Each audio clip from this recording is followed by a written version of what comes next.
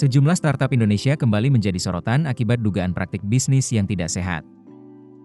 Setelah Investri dan Nivishery, kini Tanihub disebut dalam dugaan kasus pencucian uang.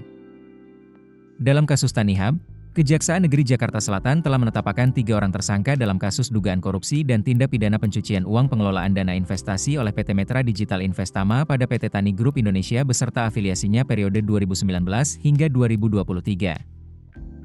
Ketiga tersangka adalah Dana Dwi Harja selaku Direktur PT MDI, Ivan Ari Sustiawan selaku mantan Direktur Utama Tanihub dan Edison Tobing selaku mantan Direktur Tanihub. Ketiganya diduga terlibat tindak pidana korupsi dan TPPU dalam mencairkan dana investasi PT MDI Venture sebesar $25 juta Amerika Serikat. Dana investasi ini sudah dikelola sejak 2019 hingga 2023. Dalam perkara ini, peran Dana Dwi Harja selaku Direktur PT MDI menyetujui investasi. Sedangkan peran Ivan Ari dan Edison memanipulasi data perusahaan dalam rangka mendapatkan dana investasi untuk kepentingan pribadi. Rentetan kasus ini memunculkan kekhawatiran tentang lemahnya tata kelola di sektor startup digital tanah air. Direktur Center of Economic and Law Studies, Nailul Huda menilai, tekanan untuk segera meraih profitabilitas menjadi salah satu akar masalah.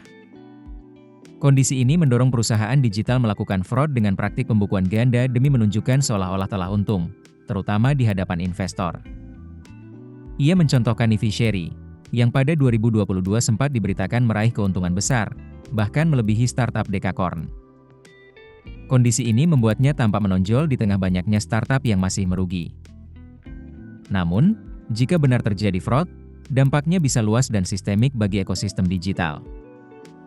Nailul menekankan, kasus-kasus ini telah menggerus kepercayaan investor. Mereka mulai berpikir ulang untuk menanamkan modal, apalagi sejak 2022 pendanaan startup sudah menurun karena kenaikan suku bunga.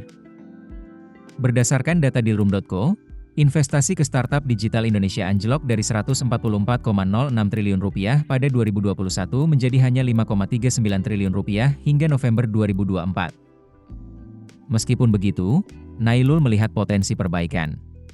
Menurutnya, pola investasi ke depan harus lebih menekankan transparansi, akuntabilitas, dan tata kelola yang baik. Investor diharapkan tak hanya mengejar keuntungan cepat, tapi juga menjadi mentor yang membekali startup dengan pemahaman manajemen risiko, keuangan, dan pertumbuhan jangka panjang. Keputusan bisnis terbaik datang dari data, bukan tebakan. Mudah berlangganan Business Insight dengan subscribe with Google.